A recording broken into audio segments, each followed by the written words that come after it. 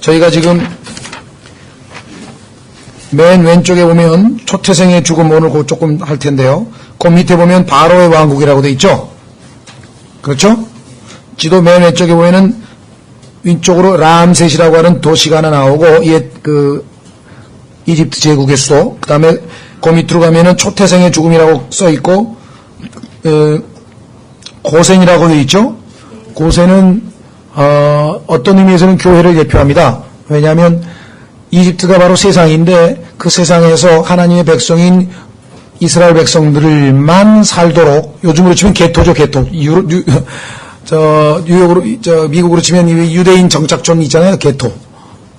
그런 일종의 유대인만 구분되어서, 세상으로부터 구분되어서 살고 있는 지역인데, 이 지역에만 참, 하나님께서 여러 가지 형태의 이집트의 재앙을 없게 하셨죠. 그래서 아주 하나님의 성별된 백성들의 모습이고, 그 밑으로 가면 바로의 왕국, 그 다음에 노예 상태의 이스라엘 이렇게 돼 있죠. 이거 안 받으신 분, 없으신 분 계시나요? 뒤에 더 있어요? 맨 앞에 좀, 이거 없으신 분 좀 말씀하십시오. 있으니까 더. 지난번에 2장 나눠드렸는데.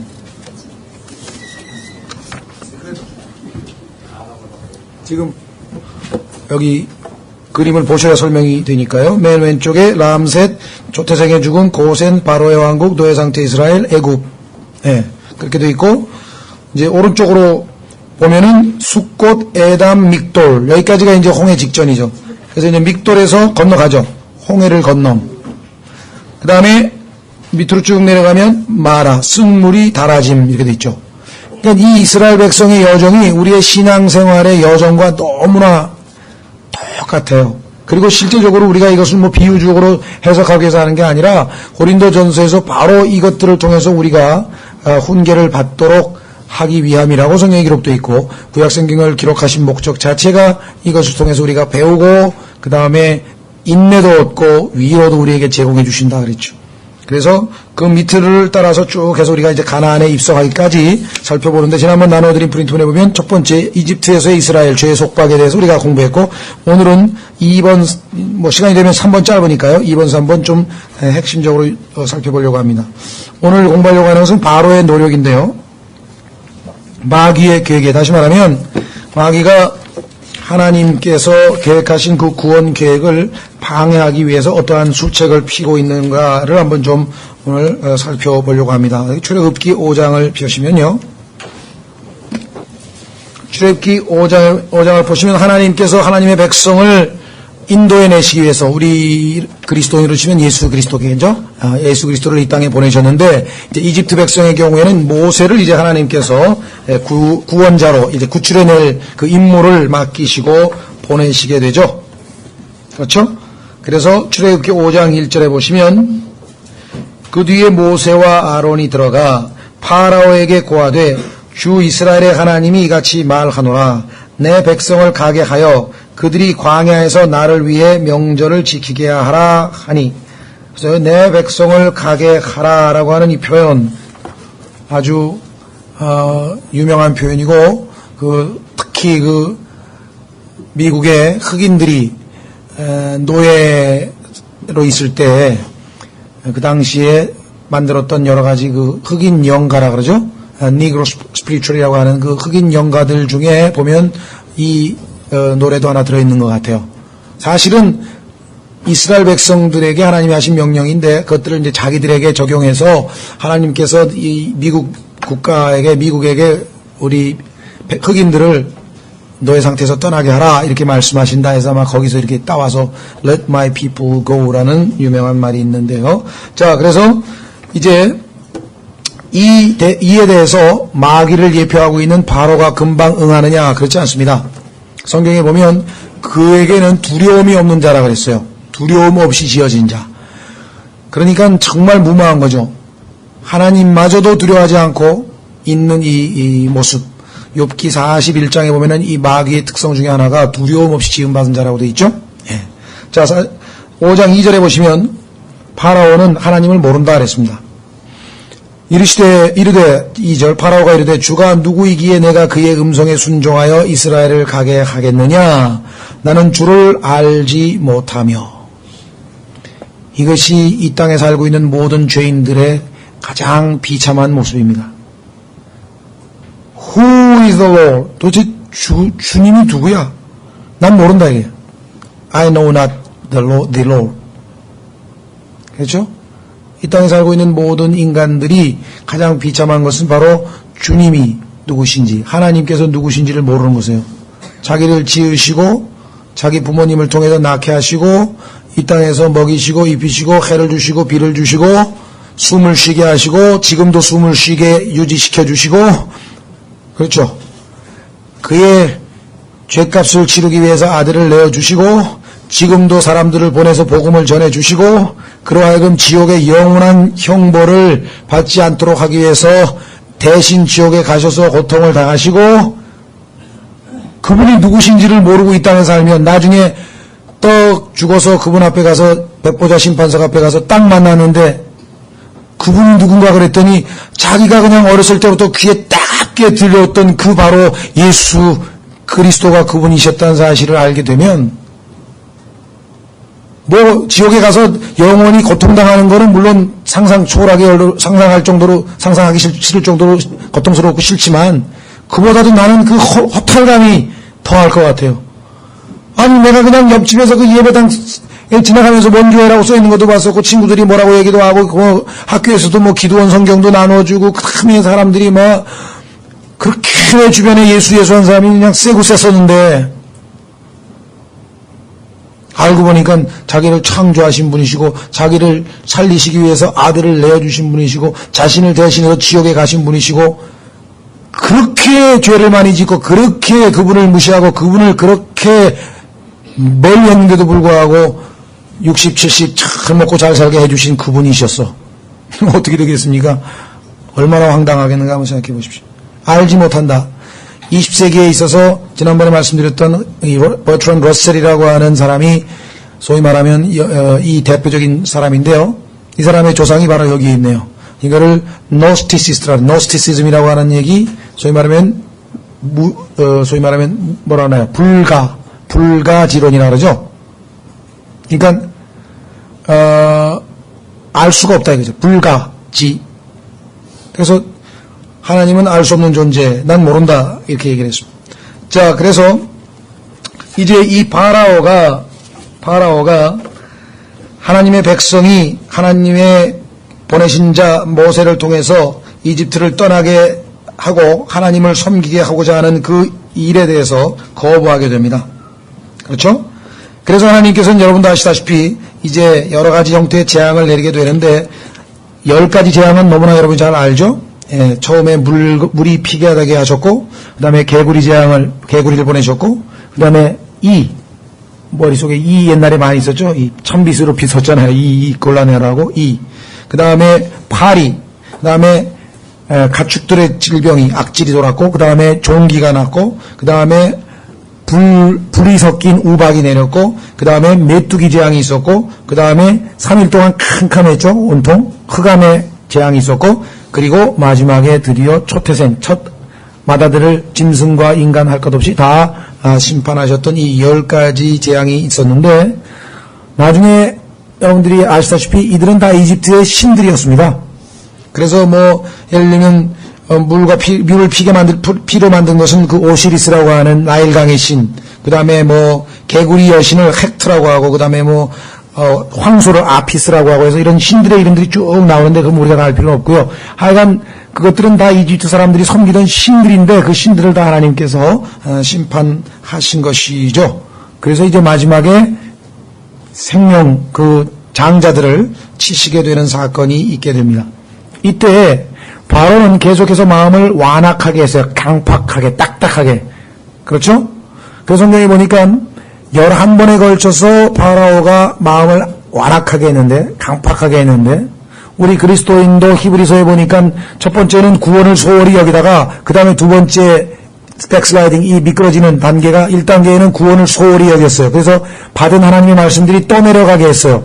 그랬더니 점점 마음이 딱딱해지기 시작하는 거예요. 부드럽지가 않고 마음이 완악하게 되는 거죠. 딱딱하게 되는. 얼핏 읽어보면 이상하게 파라오가 파라오가 마음이 딱딱하게 된 것은 하나님께서 하신 것처럼 보여요. 이게 이제 상당히 문제를 많이 일으키죠. 한번 확인해 보겠습니다. 4장 1절. 출애굽기 4장 21절 죄송합니다.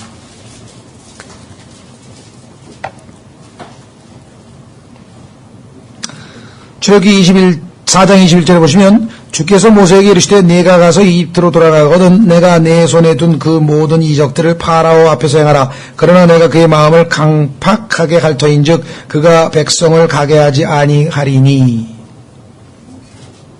그래서 이와 같은 내용이 로마서 9장에도 나오고, 그래서 칼빈주의자들은 이건 파라오의 운명이다. 바로가 나쁜 사람이 아니라 하나님께서 그 사람을 강팍하게 해서 하나님이 사용하시겠다 그러면 어떡하겠느냐. 이렇게 해서 마치 결정론, 소위 말하면 운명론, 예정론, 이렇게 해서 아주 하나님에 대해서 심한 곡해를 하고 있는데 전혀 그것이 아닙니다. 파라오는 하나님께 순종해서 알았다. 하나님의 백성은 떠나라. 이렇게 허락해주고 싶었는데 하나님께서 아니야. 네 역할은 그게 아니야. 너는 지금 그런 담당이 그게 아니고 너는 마음을 완악해서 안 돼. 그 일을 하기로 돼 있으니까 너는 해라. 이런 하나님이십니까? 그렇게 해서 파라오가 마음이 완악하게 된 겁니까? 그렇게도 생각하시는 분이 있어요. 하나님을 몰라도 너무 모르시는 분들이에요. 그런 하나님을 우리가 섬기고 있습니까 지금? 아니요. 성경에 보면 파라오가 마음을 완악하게 했는데 그 한 번 마음을 완악하게 먹고 하나님의 경고와 하나님께서 여러 번의 기회를 줬는데도 불구하고 계속해서 마음을 완악하게 할 때는 거기에 대한 징벌 하나님께서 더 그의 마음을 이제 완악하게 하시는 그와 같은 이 벌을 내리시는 것이실 뿐, 처음부터 그 파라오의 의지에 반해서 하나님께서 그와 같이 억지로 시켰다? 그렇지 않습니다. 내가 구원을 받고 싶다. 그런데 하나님이 아니야. 너는 지옥에 가기로 결정되어 있는데 무슨 소리야? 라고 그렇게 생각하시는 분들이 있어요. 전혀 그렇지 않습니다. 확인해 보겠습니다. 잠언 1장. 잠언 1장 20절. 잠언 1장 20절. 칼빈주의자들은요, 정말 하나님에 대해서 오해하고 있는 거예요. 하나님은 그러신 분이 아니에요. 하나님이 무슨 그렇게 아무나 그냥 점 찍어서 너는 지옥, 너는 천당 만들어 놓으신 그런 분이시면 그런 하나님을 우리가 어떻게, 전혀 그렇지 않습니다. 잠언 1장, 지혜가 밖에서 외치며 거리에서 자기 목소리를 내고, 이 지혜는 의인화된 예수 그리스도이십니다. 그래서 예수님께서 복음서에서 지혜가 자기 백성들에 의하여 의롭게 되느니라 하면서 자기가 지혜됨을 말씀하셨고요. 잠언 8장에는 지혜가 의인화돼서 아예 한 장 전체가 예수 그리스도에 대한 얘기로 가득 차 있습니다. 예수님이 바로 우리의 지혜가 되신다고 고린도전서 1장 30절에 말씀하셨죠. 네. 군중이 모이는 중요한 곳과 성문 통도들에서 외치며 도시 안에서 자기들의 말들을 내어 이르되, 하나님의 지혜이신 예수님께서 단순한 자들아 너희가 어느 때까지 단순함을 사랑하겠느냐, 비웃는 자들이 어느 때까지 자기들의 비웃는 것을 기뻐하고 어리석은 자들이 지식을 미워하겠느냐. 구원받지 못한 사람들을 하나님께서는 세 수로 구분합니다. 단순한 자들, 비웃는 자들, 어리석은 자들. 이 세상이 아무리 똑똑하고 아무리 공부 잘하고 아무리 해도요, 예수 그리스도의 초청에 응해서 구원받지 않은 사람을 하나님 보시기에는 단순한 사람. 왜 단순합니까? 하나님이 어디 보여? 안 보이잖아. 얼마나 단순해요, 그렇죠? 그러니까 안 계시잖아. 안 보이면 안 계십니까? 예. 안 보이면 안 계신대요. 그렇게 단순한 사람들이 있어요? 예. 그 다음에 비웃는 자들. 하나님의 말씀을 비웃는 것뿐만 아니라 하나님 믿는 사람들을 비웃는 사람들 많죠. 소위 말하면 걸핏하면 예수쟁이들이라고 그러잖아요. 좋은 말 안 쓰잖아요. 그렇죠? 예수쟁이들. 그 다음에 어리석은 자들. 어리석은 자들은 뭔지 아십니까? 성경에 시편 14편과 53편에 정의가 내려져 있죠. 어리석은 자들은 마음에 이르기를 하나님이 없다 하더라. 어리석은 자는 마음에 이르기를 하나님이 없다 하더라. 하나님이 없다고 마음속에 생각하는 사람들은 하나님 보시기에 어리석은 자라 그랬는데, 뭐 그 외에도 여러 가지 많이 있습니다만은, 더 어리석은 사람 또 하나 있어요. 그 사람은 뭐냐면, 성경에 보니까 하나님이 없다 그러더라. 요 구절만 딱 따가지고, 이거 성경에서 따온 거래. 표로 딱 써서. 하나님이 없다. 요 성경에서 따온 거라, 이래. 그런데요, 의외로 많은 사람들이, 너무나 제가 단순화시켰지만, 이런 식으로 성경을 읽어요. 성경이 이렇게 돼 있는데 가져보면은, 앞뒤 읽어보면 다, 무슨 얘기인지 다 알게 될 것을 그것만 딱 따다가 가지고 와서, 그죠? 예수님은 어제나, 오늘이나, 내일이나 동일하다 그랬으니까, 예수님이 물 위에 걸었으니까 나도 걷는다 이거야. 물 위에 걷는다 해서 물을 걸어갔대. 그래서 익사했다, 이게. 어떻게 되는 거예요? 얼마나 단순해요. 그 앞뒤 문맥에서 예수님의 고결한 성품과 약속들을 지키시는 그 신실하심이 변함이 없다는 얘기를 하고 있는데, 그 구절을 그냥 앞뒤 거두절미하고 이게 이제 문맥이죠. 그 문맥이라고 하는 것은 컨텍스트라고 하는데요. 텍스트라고 하는 것은 본문이죠. 텍스트, 우리가 읽고 있는 이 성경의 본문 내용. 텍스트, 컨이란 말 함께해요. 텍스트와 함께하고 있는 텍스트가 어디에 있어요? 앞뒤에 있잖아요. 성경이 잘 이해가 안 되면요, 앞뒤를 계속 읽어보세요. 그러면 그게 문맥이 쫙 통하게 돼 있어요. 컨텍스트. 그래서 유명한 이 신학 성경 해석의 원칙이 영어로 하면 좀 얘기가 좀 외우시기가 더 좋은데, 하여간 우리말로는 죄송합니다. 프리텍스트. 문맥에서 벗어난, 그죠? 해석은, 그건, 핑계에 불과하다. 이렇게 얘기를 하는데, 뭐라나요? interpretation인가요? interpretation without context is pretext란 텍스트란 말이 나오는데, 하여간 뭐, 제가 말씀드리고 싶은 것은, 앞뒤 문맥을 거두절미하고 하나님이 없다. 성경에 하나님이 없다란 말이 있다. 틀렸습니까? 맞죠? 근데 그 앞에는 뭐라 그러세요? 어리석은 자는 마음에 이르기를 하나님이 없다 하더라. 이렇게 돼 있는 걸 갖다가 뚝 잘라가지고 한 구절 딱 띄워가지고 봐. 이렇게 얘기해요. 이건 곤란한 얘기죠. 그래서 여기저기서 그래서 3절 23절 너희는 내 책망을 듣고 돌이키라. 내가 내게 내 영을 너희에게 부어주며 책망하고 돌이켜서 회개하고 구원받아야 성령이 임하십니다.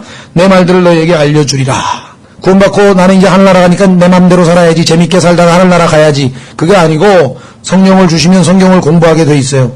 말씀을 사모하게 돼 있고, 엄마 뱃속에서 태어난 아이가 이제 엄마 뱃속에서 나왔으니까 만세 끝났다. 아니고 그때부터 열심히 젖을 먹고 열심히 자라야죠. 24절 내가 불렀으나 너희가 거절하였도다. 내가 소를 내밀었으나 아무도 중시하지 아니하였으며 도리어 너희가 내 모든 공고를 무시하고 내 책망을 전혀 원치 아니하였은즉. 이게 파라오가 한 짓이에요. 그래서 26절 나도 내 재난을 보고 웃으며 내 두려움이 이를 때 조롱하리니 그때 내 두려움이 황폐함같이 이르고 내 멸망이 회오리바람같이 이르며 내게 고난과 번민이 이르리라. 그때 그들이 나를 부를 터이나 이미 늦었어요. 이때는 불러도 소용없어요. 내가 대답하지 아니하겠고 그들이 일찍 나를 찾아도 나를 발견하지 못하리니. 그렇죠? 이는 그들이 지식을 미워하고 주 두려워하기를 택하지 아니하며 내 권고를 전혀 원치 아니하고 내 모든 책망을 멸시하였기 때문이니라.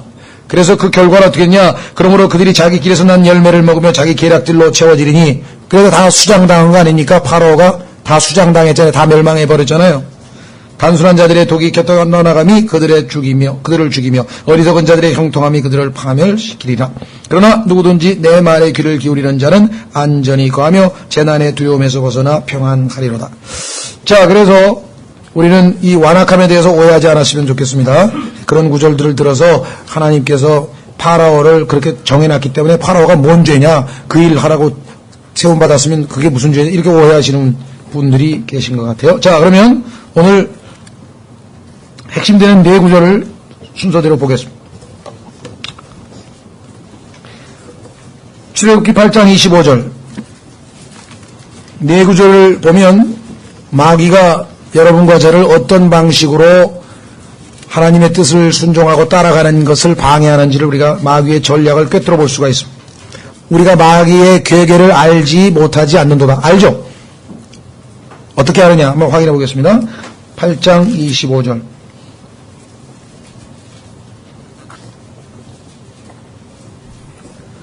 네 번째 재앙, 파리 재앙까지. 그러니까 물이 필요된 것, 개구리, 그 다음에 이 파리에서 네 번째 재앙까지 올 때까지 끝까지 버티는 거예요. 하나님한테 그렇게 지금 재앙을 당하면서도 파라오가 하나님 말씀을 안 따라가려고 하는데 결국은 어떤 일이 벌어졌는가. 25절. 파라오가 모세와 아론을 불러 이르되 너희는 가서 이 땅에서 너희 하나님께 희생물을 드리라 하매. 그러니까 네 번째 재앙까지 오니까 이제 파라오도 너무 이제 점점 두려움이 닥치니까 안 보낼 수는 없는데 그렇다고 순순히 말을 들어줄 수는 없다 이거죠. 그래서 자, 단서는 뭐냐면 너희는 사흘 길을 가서 멀리 가가지고 거기에서 광야에서 하나님께 경배를 드린다 그랬는데 뭐 그렇게까지 할 필요가 있냐. 그냥 이 땅에서 드리면 안 되겠냐 이렇게 얘기했대. 그렇죠? 보세요. 이 땅에서가 지금 마귀가 아주 교묘하게 집어넣은 말이죠. 26절 모세가 이르되 이 땅에서 가만히 있어봐. 뭐 3일 애들 다 데리고 뭐 짐 끌고 뭐 저 수레 끌고 3일까지 가는 것보다는 그냥 그래도 이렇게 완악한 파라오가 허락해 줬으니까 이 땅에서 그냥 할까? 가 아니고 모세는 하나님 말씀에 그대로 말씀이 아니에요. 하나님 그렇게 하라 그러지 않았어요. 사흘 길을 가라 그랬어요. 그리고 장소도 정해줬어요. 광야에서 하라 그랬어요. 때도 정해주고. 그래서 26절 모세가 이르되 그리함은 합당하지 아니하나이다. 하나님 뜻이 아닙니다. 그렇게 하면 아닙니다. 우리는 이집트 사람들이 가증히 여기는 것, 즉 우리 주 하나님께 희생물을 드릴 터인즉 소, 양 이런 목축이죠. 가축이죠. 보소서 우리가 이집트 사람들의 눈앞에서 그들이 가증히 여기는 것을 희생물로 드리면 그들이 우리를 돌로 치지 아니하리까. 우리가 사흘 길중 광야로 가서 주 우리 하나님께 희생물을 드리되 중요합니다. 그분께서 우리에게 명령하시는 대로 행하려 하나이다 하매. 이러게 되면 자꾸만 갈등이 일으켜지죠. 그렇죠? 예. 아까 정명진이 말씀하신 것을 보니까 저도 그런 생각이 드는데 지금은 아니실 거예요. 내가 우리 어머님한테 안 물어봤는데 옛날에 제가 구원을 받고 거듭나가지고 성경을 공부하다가 남자가 여자를 떠나 아내와 연합하여 한 몸을 이룰지니라 딱 그렇게 써있더라고요. 그래서 그 전까지는 독신주의자였어요, 제가. 왜냐하면 귀찮으니까. 좋을 때도 있지만 귀찮을 때가 많잖아요. 같이 살면. 솔직히 얘기해서. 그렇죠? 그러니까 편한 게 좋으니까 아예 안 하는 게 좋겠다 싶었는데 그 구절을 이제 읽고 에베소서를 읽으니까 이게 또 결혼이라는 게 예수님과 나 사이의 관계를 또 예표로 보여주는 거고 그래서 이제 기도를 이제 하면서 또 혼인을 금하고 이건 마귀들의 교리네 그래가지고 이제 결혼에 대해서 마음을 바꿨는데 그래서 내가 이제 어머니에게 그냥 나는 뭐 어머니도 이제 구원을 받고 거듭난 하나님 자녀니까 여기 보니까 남자가 부모님을 떠나라 그랬네요. 예, 그리고 뭐 자동으로 분가되는 게 맞네 그랬더니 갑자기 얼굴색이 싹 변하더니 너는 어떻게 그렇게 성경을 문자적으로 해석하냐 그러더라고요. 지금 생각하니까 내가 얼마나 그때 나 문자적으로 해석한 게 옳았구나. 지금은 그때는 막 굉장히 섭섭해가지고 막 그러셔요. 그러면서 이제 무슨 가정에 들어와서 집안의 분위기를 일으키려면 한 1, 2년은 살다가 또 이렇게 준비해서 내보내려고 다 계획을 짰는데 막 그러시더라고요. 그래서 내가 난 그냥 어머니도 하나님을 믿는다면서 하나님 말씀에 이거 왜 그냥 여기다 안중에서 써놓으셨을까요? 어머니보다 저보다 하나님이 훨씬 더 인텔리전트 하실 분인데 뭔가 우리에게 유익하니까 써놓지 않았을까요? 코리안의 한국적 정서는 내가 이해하지만 하나님 말씀에 어긋나면 이건 아닌 것 같은데요. 그랬더니 그렇게 문자적으로 고지식하게 해석하는 애는 처음 봤다고. 근데 이제 얼마 지나가지고 이제 근데 모르겠어요. 지금은 어떻게 생각하시는지. 지금은 킹제임스 성경도 아시고 그러니까 많이 바뀌셨겠지. 왜냐? 하나님께서 세우신 창조의 질서가요. 결혼하기 전에 여자는 항상 누군가의 권위하에 있을 때 행복해지는 거예요. 여자는 그냥 놔두면 이게 엉망진창이 돼요. 그건 생리적 기질이 타고났어요. 여자가. 하나님께서 여자들을 보호하기 위해서 태어나면 아버지의 권위하에 두는 거예요. 그래서 시집가기 전까지는.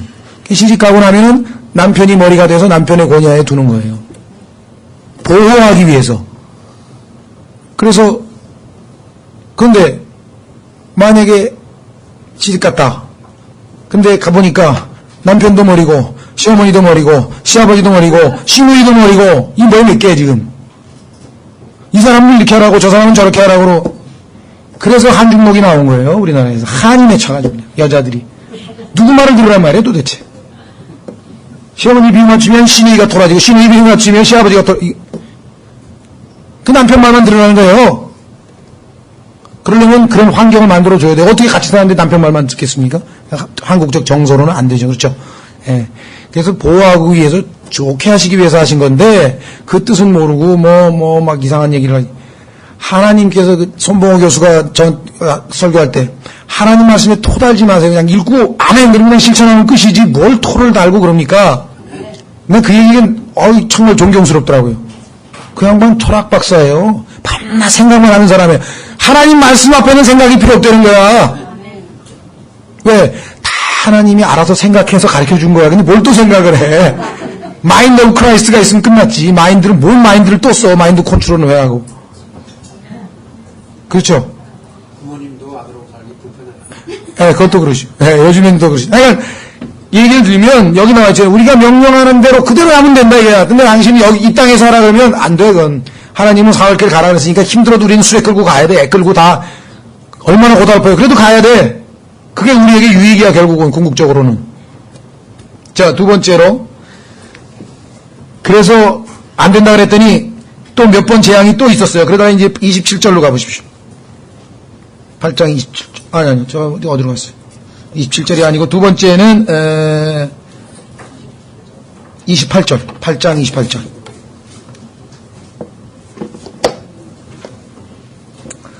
여러분들이요, 이 사흘 길을 가는 것은 세상과의 분리를 얘기합니다. 광야로 들어갔다는 얘기는 지금 홍해가 가로막고 있거든요. 그러니까 세상과 분리되지 않으면은 신앙생활은 하나만 해요. 뭐 구원을 만약에 받았다 그러면은 하늘나라 가겠지만 이 땅에서 계속 끌려다니는 삶을 사는 거예요. 자, 28절. 파라오가 이르되 내가 너희를 가게 하리니 너희가 광야에서 주 너희 하나님께 희생물을 드리려니와. 좋다 이가 네가 광야로 가겠다니까 가는 것까지는 좋은데 뭐라고 했습니까? 너무 멀리 가지는 말라.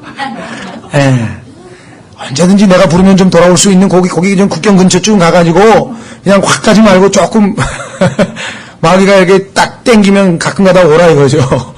예? 이 마귀의 계계를 우리가 웃지만요. 지금 얼마나 많은 그리스도인들이 떠나지 않아서 이 땅에서 세상에서 그냥 그렇죠? 예. 주일날은 가. 예배당은 가. 그 다음에 다시 또 세상으로 돌아와. 그래서 6일 동안은 실컷 세상 사람처럼 살아. 그러다가 주일날 되면 가서 회개하고 와야 되겠다.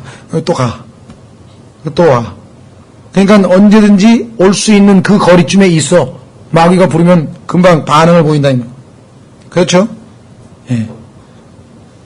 그래서 우리는 너무 멀리 가지 않은 대표적인 하나님의 사람 누굽니까? 롯입니다. 롯. 소돔에 향해서 딱 텐트를 쳤어. 싹 소돔을 바라보다가 양심에 찔리면 다시 뒤에 있는 아브라함 좀 바라보고 이러면 안 되는데 또 세상 쫙 너무 멋있다. 좋다. 막 네온쌍이 번쩍번쩍거리고 저쪽에 산을 바라보니까 지루하네. 또 돌았다. 왔다 갔다.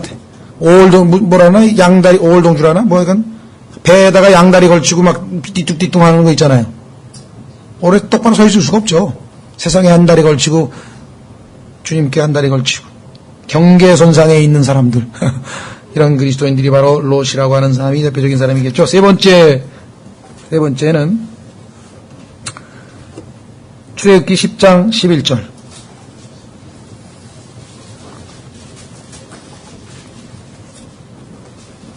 출애굽기 10장 11절에 가면은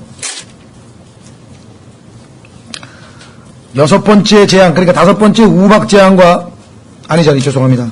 다섯 번째 가축의 병과 여섯 번째 종기, 그 다음에 일곱 번째 우박, 여덟 번째 메뚜기, 네 번에 걸쳐서 또 재앙이 임하니까 또 이제 도저히 안 되겠다 싶어가지고 특히 막 백성들이 아우성이니까 이제 할 수 없이 파라오가 어떻게 둘러대는가 11절.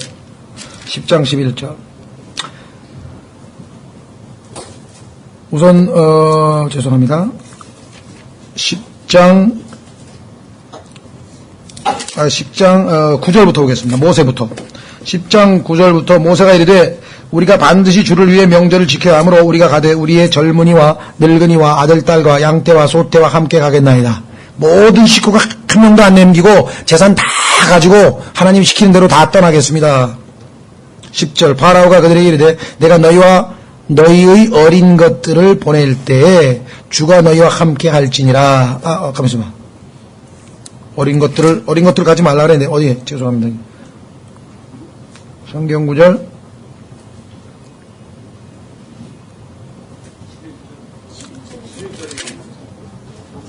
11절.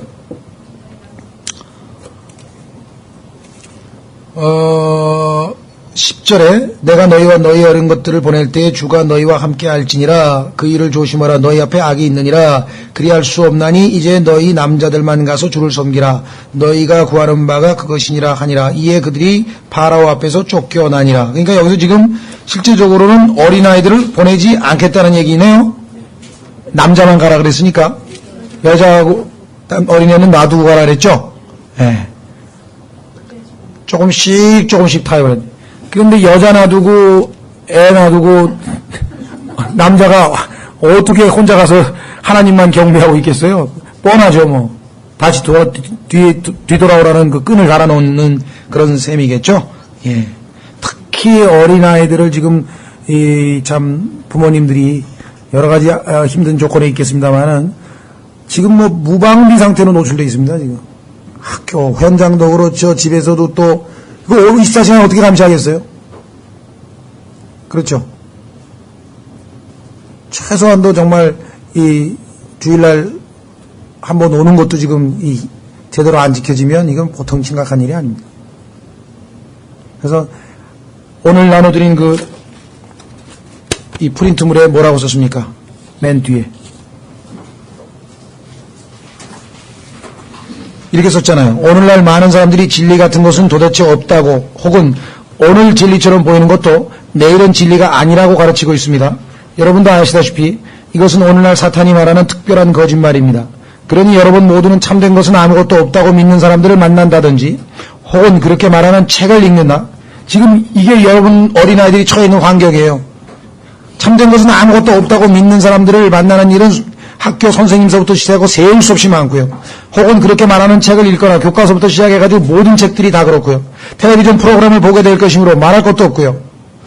따라서 여러분이 진리가 있다는 것을 알 뿐만 아니라 그 진리가 무엇인지 아는 것이 그 어느 때보다도 중요합니다. 온 가족이 함께 하나님의 기록된 말씀인 성경에서 그분이 말씀하시는 것을 읽는 것이 중요한 이유가 바로 그 때문입니다. 온 가족이 떠나서 함께 하나님 앞에서 경배를 해야지 남정네만 가가지고 될 일이 아니다 이 말이죠. 그렇죠? 예. 부모님들 중에는 교회에 열심을 내면서 자식들에 대해서는 신앙교육에 대해서는 아주 등한시하고 자꾸 무슨 이 세상에서 출세하고 공부 잘하고 막 이런 쪽으로 지금 가는 분들이 있는데요. 그것 자체가 잘못됐다는 건 아니지만 우선순위를 잘 지켜야 돼요. 우선순위를. 아까 제가 이세중 형께 말씀드렸잖아요. 손해볼 일이 전혀 아니에요. 하나님 여러분들에게 손해 끼치는 분이 전혀 아니세요. 여러분들의 마음을 테스팅하시는 거예요. 그렇게도 나를 못 믿겠냐 이거야. 예. 애가 일주일 동안 일주일에 한 번 교회 와서 하루 종일 그냥 자유롭게 형제들과 재밌게 놀고 찬송 부르고 막 뛰어놀고 그렇게 하면은 6일 동안에 다른 사람보다 7분의 1 시간 낭비한 거고 그래서 성적이 떨어질 거고 그렇게밖에 나를 못 믿겠냐 이거죠. 하나님께서. 자, 그 다음에 네 번째로 10장 24절.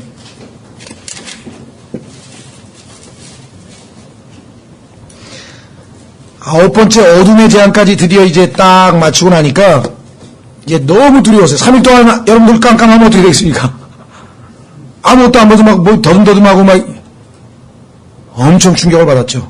그렇죠? 태양신. 그래도 이집트 사람들이 잘 섬긴다고 하는 태양신 이름이 라인가요? 라? 그 태양신을 하나님께서 그냥 내리치시니까 이제 파라오도 이제 거의 여태까지 8명의 신들을 다 하나님이 내리치셔서 심판하셨는데 태양신까지 마저 쳐버리셨어. 아주 캄캄해져 버렸어. 얼마나 두려움이 임해야겠어요. 그렇죠? 자, 그래서 이제 드디어 마지막 타협을 하네요. 25절 4절. 파라오가 모세를 불러 이르되, 우선 21절부터 보시면 주께서 모세에게 이르시되 하늘을 향하여 내 손을 내밀어 이 땅 위에 어둠이 있게 하되 감촉으로 느낄 수 있는 어둠이 있게 하라 하시니 모세가 하늘을 향하여 자기 손을 내밀매 캄캄한 어둠이 사흘 동안 온 이집트 땅에 있었으므로 그들이 사흘 동안 서로를 보지 못하며 아무도 자기 처소에서 일어나지 못하되 온 이스라엘 자손이 거하는 곳에는 빛이 있었더라. 이게 고센이에요. 고센. 지금 여러분과 있는 이 교회, 여러분과 제가 함께 모여있는 이곳, 하나님의 집, 진리의 기둥과 터, 이곳에만 빛이 있고 지금 저기 바깥에 햇빛은 비치고 있지만 지금 깜깜한 거예요. 지금. 어둠이 임하고 있는 상황이죠. 그래서 24절 파라오가 모세를 불러 이르되 너희는 가서 주를 섬기되 오직 너희의 양떼와 소떼는 두고 너희 어린 것들은 또한 너희와 함께 갈지니라. 다 데리고 가도 좋은데 재산은 좀 놔두고 가래. 어? 이렇게 또 타협을 했어요. 그러면 가능합니까 이게? 그래서 여기에 대해서 또 모세는 단호하게 이야기를 합니다. 25절 모세가 이르되 우리 주 하나님의 희생물을 드리도록 왕이 반드시 우리에게 희생물과 번제 헌물도 주셔야 할 터인즉 우리의 가축도 우리와 함께 가고 발굽 하나도 뒤에 남겨둘 수 없나이다. 우리는 반드시 그 중에서 취해 주 우리 하나님을 섬겨야 하나이다. 우리가 거기에 이르기 전에 우리가 반드시 어떤 것으로 주를 섬겨야 할지 알지 못하나이다.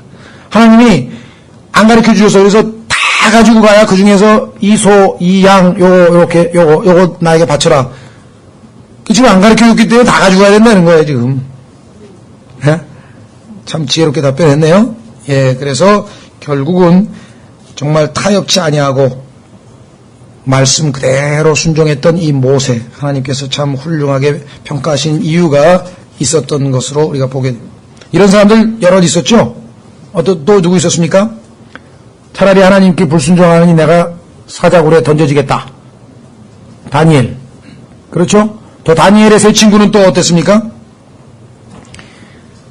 우상, 큰 신상 만들어 놓고 거기다 절하라 했더니 죽어도 못한다 그래가지고 결국은 이 타오르는 지옥불을 상징하는 풀무불 속으로 내던져졌었죠? 네. 그래서 왕이 그 다음날 아침에 죽었나 하고 시체 꺼낼 수도 없지. 다 타버렸을 테니까. 그거 알아보고 이렇게 봤더니 분명히 3명 집어넣었는데 왜 4명이지? 그래서 보니까 하나님의 아들과 같더라. 그랬더니 그거를 또 하나님의 아들은 예수님인데 예수님이 거기 왜 나타나면서 안 믿겠다 그래가지고 개혁성경에서 뜯어 고쳐놨어요. 뭐라고 뜯어 고쳤습니까? 뭐라고 썼는데 한번 확인해 봐야 되겠네. 예? 그러니까 하여간 예수 그리스도만 나타나면 마귀는 없애버리려고 그러는 것 같아요. 다니엘서 제가 한번 확인해 드릴게요. 뭐라고 뜯어 고쳤는지 저도 기억이 잘 안 나네요.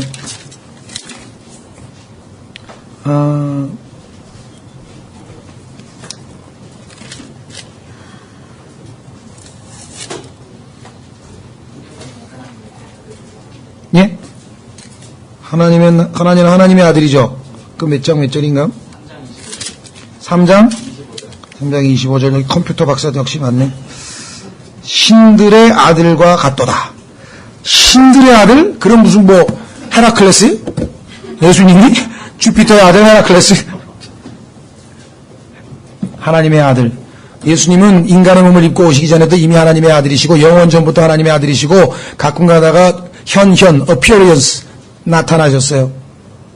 그런 게 성경에 여러 번 나오죠. 아브라함에게 나타나신 적이 있고. 예. 자, 그래서 우리는 이 마귀의 괴계를 넘어가지 아니하고 끝까지 믿음을 지켰던 그런 사람들이 많이 있었죠. 그래서 자 사무엘상 2장 죄송합니다. 출애굽기 주님께서 마지막까지 이제 승리하신 내용이 12장에 나오죠.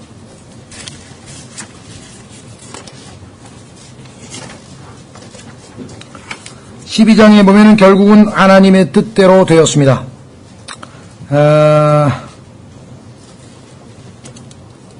12장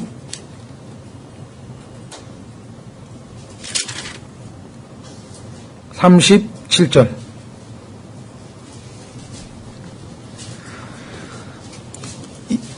이스라엘 자손이 아닌데 37절이 아니네.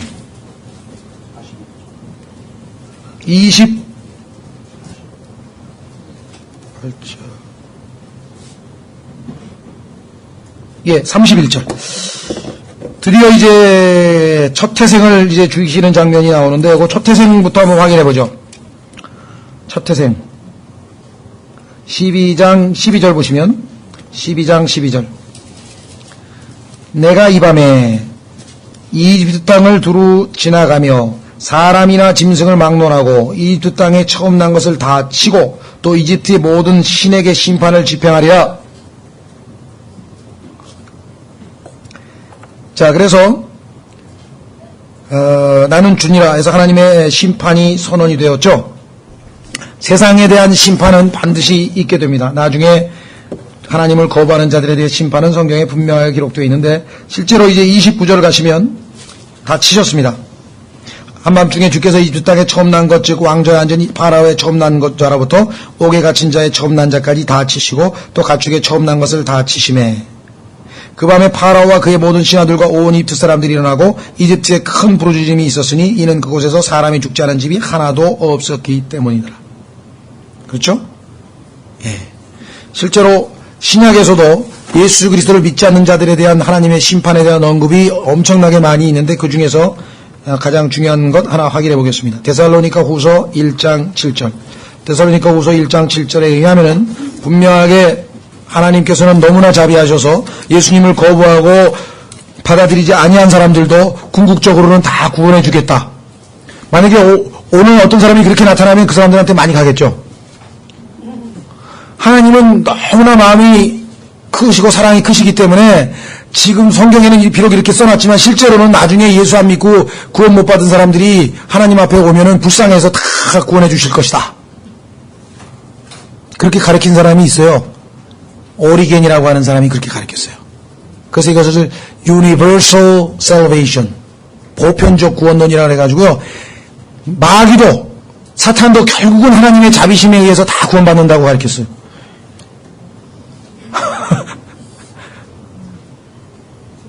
그런 거에 심취해 있는 사람 중에 한 사람, 여호와의 증인도 비슷한 교리 얘기하죠. 하나님이 얼마나 자비롭고 은혜로우신 분이신데 사람을 지옥에다 보낼 수가 있습니까? 성경이 지옥에 보낸다는 말인데, 그러니까 성경을 헬라어로 읽으셔야지. 그 지옥은 하데스 아니 하데스. 그게 뭔데? 그 무덤이에요, 무덤. 도대체 무덤이래요. 그럼 죄 지은 사람 하나님 심판해서 지옥에 보낸다면 다 무덤에 가는데 무덤 안 가는 사람이 있어요? 그래서 데살로니가 후서에 보면은 하나님께서 분명히 심판하신다는 약속이 있는데도 불구하고 하나님을 자기들 보기에는 아마 이 선악이라든가 진리와 거짓이라든가 이런 걸 구분 안 하시고 그냥 너무 마음이 크셔서 다 두리뭉실 다 포함하시는 분이라고 생각하는데, 전혀 그렇지 않습니다. 하나님께서는 누구에게든지 믿는 자에게 다 긍휼을 베푸시고 구원의 길을 열어주시지만, 원치 아니하고 하나님의 방식에 동의하지 않는 사람들은 여지 없습니다. 여기 나와 있죠. 자, 데살로니가 후서 1장. 핍박받는 그리스도인들에게 이렇게 하나님께서는 위로의 말씀을 주셨어요. 6절, 너희를 괴롭게 하는 자들에게는 환난으로 갚으시고, 지금 이스라엘 백성을 괴롭히고 있는 이집트 백성 파라오에게 심판하시죠. 괴로움을 당하는 너희에게는 우리와 함께 안식으로 갚으시는 것이, 결국은 이스라엘 백성들이 광야에서 안식을 얻게 되죠. 세상으로부터, 노예의 속박으로부터 벗어났죠. 하나님께는 의로운 일인즉, 즉 예수님께서 자신의 강력한 천사들과 함께 하늘로부터 나타나서 하나님을 알지 못하는 자들, 누굽니까? 아까 파라오가 하나님을 안다 그랬어요? 모른다 그랬어요? 난 하나님 몰라. 내가 왜 섬겨야 되냐? 하나님을 알지 못하는 자들과 우리 주 예수 그리스도의 복음에 순종하지 아니하는 자들에게 타오르는 불로 징벌하실 때에 그리하시리라. 타오르는 불로 징벌하십니다. 애곡의 소리가 들리는데요. 계시록 6장으로 가보세요. 계시록 6장 15절.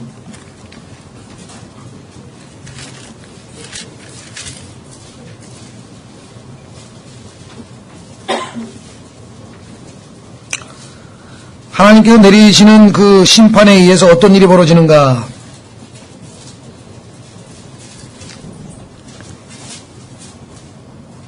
15절. 하나님의 심판이 임하자 땅의 왕들과 위대한 자들과 부자들과 총대장들과 용사들과 모든 남자 노예와 모든 자유로운 남자가 동굴과 산들의 바위들 속에 숨고 산들과 바위들에게 이르되 우리 위에 떨어져 왕좌에 앉으신 분의 얼굴에서와 어린 양의 진노에서 우리를 숨기라. 그분의 진노의 큰 날이 이르렀으니 누가 능히 서리요 하더라. 이 진노는 감히 감당할 수도 없고요. 그분의 그 모습 보는 것 자체가 두려워서 차라리 바위와 산이 그냥 우리를 덮어서 그냥 죽게 해달라 그랬는데, 죽고 싶을 때 죽는 게 인간입니까? 자기가 죽고 싶으면 막 죽어요? 이때는 죽고 싶어도 죽을 수가 없는 일이 벌어집니다. 그렇죠? 예. 자, 그래서 우리는 잠언 아까 1장 26절 기억나시죠? 그때 와서 부르짖고 뭐 살려달라 뭐 해도 하나님께서 안 들으시겠다고 분명하게 잠언 1장에서 말씀하셨죠? 예.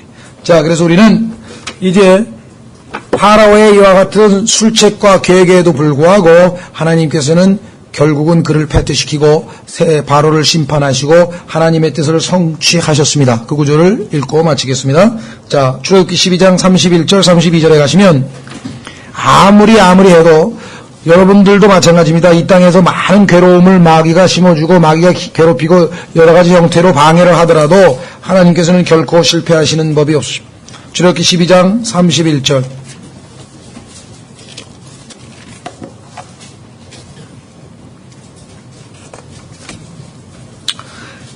밤에 파라오가 모세와 아론을 불러 이르되 너희가 이스라엘 자손은 일어나 너희와 이스라엘 자손은 일어나 내 백성 가운데에서 떠나며, 결국은 세상 백성으로부터 떠나죠.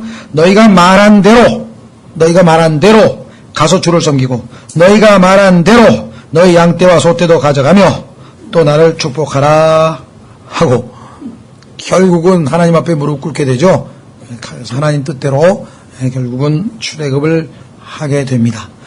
자, 오늘은 마귀가 술책을 어떻게 부리는지 마귀의 계획을 살펴봤고 거기에 대해서 하나님께서 어떻게 대처하셨는지를 우리가 살펴봤습니다. 그래서 결국은 세상에 대한 심판에 대해서 살펴봤고요. 다음 시간에는 우리가 이제 하나님의 백성을 그러면 어떤 방식으로 구출해내셨는가. 그래서 그 유명한 오늘 토리에 보시면 6월절, 앞에 보면은 그 6월절과 구속받은 자의 잔치, 나눠드린 그 성경 공부 제목 4번, 5번에 해당되는 두 개를 다음 시간에 우리가 살펴보도록 하겠습니다. 지금 3번까지 우리가 진행 중에 있습니다. 가나안을 향해서 나아가고 있는 중입니다. 네. 자, 우리 다 같이